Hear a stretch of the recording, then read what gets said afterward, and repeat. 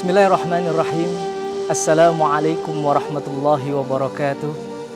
Innal hamdalillah wassalatu wassalamu ala Rasulillah Sayyidina Muhammad ibn Abdillah wa ala alihi wa sahbihi wa mawalah. La hawla wa la quwwata illa billah. Rabbi syrah li sadri wa yassir li amri wahlul 'uqdatam min lisani yafqahu qawli waj'al li waziran min ahli. Puasa adalah ibadah yang unik dan luar biasa. Keagungan dan kemuliaan puasa menjadikan orang-orang yang menjalankan ibadah puasa menjadi orang yang mulia di hadapan Allah Subhanahu wa Ta'ala. Karena kita tahu puasa itu adalah salah satu daripada untuk mendekatkan diri kepada Allah Subhanahu wa Ta'ala.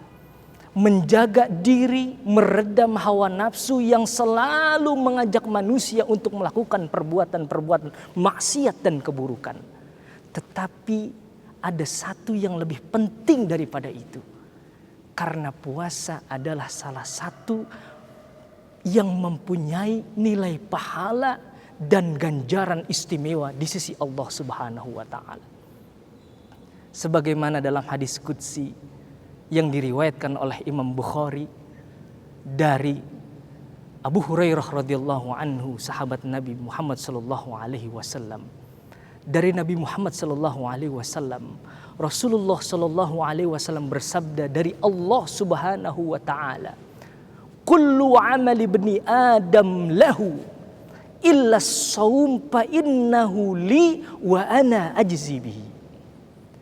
Kullu 'amali ibni Adam, semua amalan anak-anak Adam, lahu untuknya atau miliknya, fa innahu illa shaum, kecuali puasa, fa innahu li, sesungguhnya puasa itu untukku, wa ana ajzi bihi, aku yang akan membalasnya, kata Allah. Kalau kita perhatikan dari teks hadis ini, maka kita sebagai manusia biasa akan bertanya. Kalau kita lihat redaksinya, di sini Allah menghususkan puasa untuk diriku, kata Allah. Artinya Allah menisbatkan puasa untuk dirinya. Padahal bukankah ketika ada orang yang melaksanakan ibadah kepada Allah itu untuk Allah, tapi kenapa Allah sampaikan ini untuk orang yang melaksanakan ibadah? Dan luar biasanya Allah menghususkan puasa untuk dirinya. Itu yang pertama. Yang kedua, pertanyaan kita, secara tegas Allah katakan, wa ana ajzi bihi, aku yang akan membalasmu, orang yang melaksanakan puasa. Bukankah Allah juga yang membalas pahala amalan-amalan seorang hamba ketika melaksanakan ibadah? Tapi kenapa Allah lebih menghususkan puasa? Maka dari sini para sahabat takwa rahimakumullah, kita mencoba untuk mengkaji pelan-pelan hadis yang sudah saya bacakan tadi. Mudah-mudahan Allah akan membimbing kita ke jalan yang lebih baik lagi. Amin ya rabbal alamin. Pertanyaan yang pertama, kenapa Allah menghususkan puasa untuk dirinya? Saya mengutip suatu pendapat yang disampaikan oleh Al-Hafiz Imam Ibnu Hajar Al-Asqalani dalam kitabnya Fathul Bari Bisyarh Sahih Bukhari. Beliau telah menyebutkan setidaknya ada 10 alasan para ulama ketika menjelaskan makna hadis ini. Dan kenapa sebab menghususkan puasa dan keutamaannya. Dan beliau mengutip salah satu alasan yang begitu lebih kuat. Apa yang beliau sampaikan? Anna sawma la yaqa'u fihi riya kama yaqa'u fi ghairihi. Luar biasa para sahabat takwa. Apa yang beliau sampaikan? Bahwa puasa itu tidak terkena sifat riya. Apa itu riya? Pamer. Apa itu riya? Pengen dipuji. Kama yaqa'u fi ghairihi, sebagaimana ada amalan-amalan yang lain yang pasti terkena riya. Sahabat takwa rahimakumullah, kita tahu ketika kita melaksanakan satu ibadah, baik itu sholat, zakat, kemudian sedekah, haji, umroh, dan lain sebagainya. Kita tahu ibadah-ibadah ini adalah ibadah yang terlihat, ibadah yang nampak, dan ibadah ini akan dilihat oleh orang-orang banyak di sekitar kita. Sehingga sedikit banyak pasti akan ada di dalam diri kita riya, pasti itu. Ingin dipujikah itu?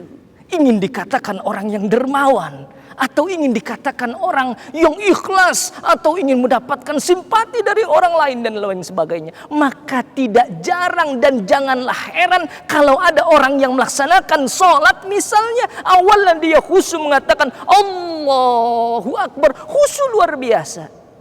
Tapi pada saat dia sholat, ada orang di sekitarnya yang sedang melihat dia. Lalu mulai dari situ setan pun akan datang kepadanya. Mulailah membisikkan kepada orang yang sholat. Kamu luar biasa sholatnya. Lihat orang-orang di sekitar kamu sedang melihat kamu. Kamu dibilang orang ahli ibadah. Kamu orang yang dibilang sholatnya khusyuk dan luar biasa. Allahu Akbar. Mulailah nampak.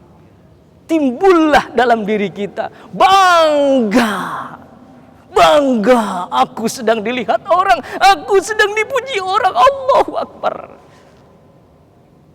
Mulailah kita menggerakkan sholat kita yang tadinya khusyuk, mulailah dibuat lebih khusyuk. Tapi ingat, niatnya bukan karena Allah, tapi niatnya karena ingin dipuji oleh manusia di sekitar kita. Allahu Akbar. Na'udzubillah summa na'udzubillah. Makanya kita berbeda dengan puasa. Ibadah yang tidak terlihat, ibadah yang tidak nampak. La yarahu illallah. Tidak ada yang tahu kecuali Allah yang sedang melihat engkau. Maka berbeda dengan sholat. Sholat ada gerakan khususnya, tetapi apakah puasa ada gerakan khususnya? Tidak, sahabat takwa. Orang yang melaksanakan haji dan umroh, dia berangkat ke Baitullah, dia melaksanakan tawaf, dia bersa'i, itu pun ada gerakannya. Apakah puasa ada gerakannya? Tidak ada, para sahabatku. Maka dari itu para sahabat takwa, ketika Allah mengatakan kullu amal ibni Adam lahu, semua amalan anak Adam untuknya.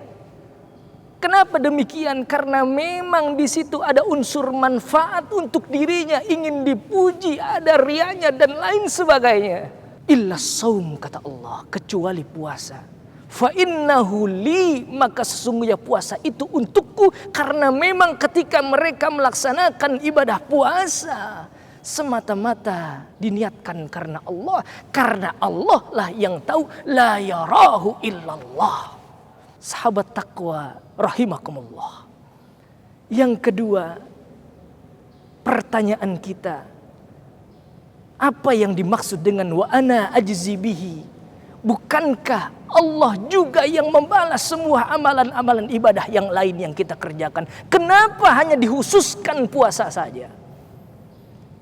Al-Hafiz Imam Ibnu Hajar Asqalani, beliau sampaikan, yang dimaksud dengan perkataan wa ana ajzi bihi, anni anfaridu bi ilmi miqdari sawabihi wa tad'if. Seolah-olah Allah ingin mengatakan kepada kita, akulah yang langsung membalas pahala orang yang sedang berpuasa. Seakan-akan Allah mengatakan anni anfaridu bi ilmi miqdari sawabihi. Aku yang lebih tahu berapa jumlah nilai pahala dan lipat ganda kebaikan yang dia dapatkan ketika dia melaksanakan puasa. Kenapa demikian? Karena memang begitu besar pahalanya ketika kita melaksanakan ibadah puasa.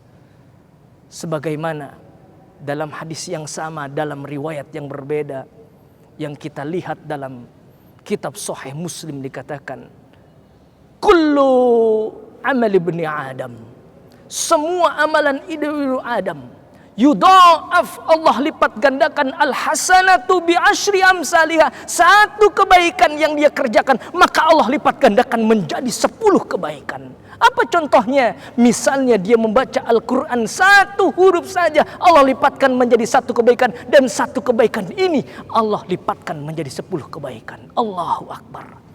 Sampai berapakah jumlah amalan yang kita lakukan pahalanya? Kita melaksanakan sholat, kita melaksanakan zakat, kita melaksanakan sedekah, maka pahalanya ila sab'i mi'ati di'fin, sampai 700 kali lipat. Tapi berbeda sekali lagi, illa shaum, kecuali puasa. Kenapa? Karena puasa ini pahalanya hanya Allah yang tahu, wa ana ajzi bihi, dan Allah pun yang akan membalasnya. Kenapa sampai demikian? Yada'u syahwatahu wa ta'amahu min ajli. Ia rela meninggalkan syahwatnya, padahal itu halal untuknya. Dan dia pun rela meninggalkan untuk tidak makan dan minum, padahal itu halal juga untuknya. Kenapa demikian? Min ajli, semata-mata karena Allah. Maka begitulah pahala puasa bagi orang yang sedang berpuasa. Mudah-mudahan kita termasuk dari hamba-hamba Allah yang Allah jadikan puasa ini ikhlas karena Allah, dan mudah-mudahan kita mendapatkan pahala yang luar biasa. Amin ya rabbal alamin. Dari secukup sekian, mudah-mudahan yang singkat ini bermanfaat, wabil khusus buat saya pribadi al-fakir, dan mudah-mudahan bermanfaat untuk para pemirsa sahabat takwa dimanapun berada. Wabillahi taufiq wal hidayah. Assalamualaikum warahmatullahi wabarakatuh.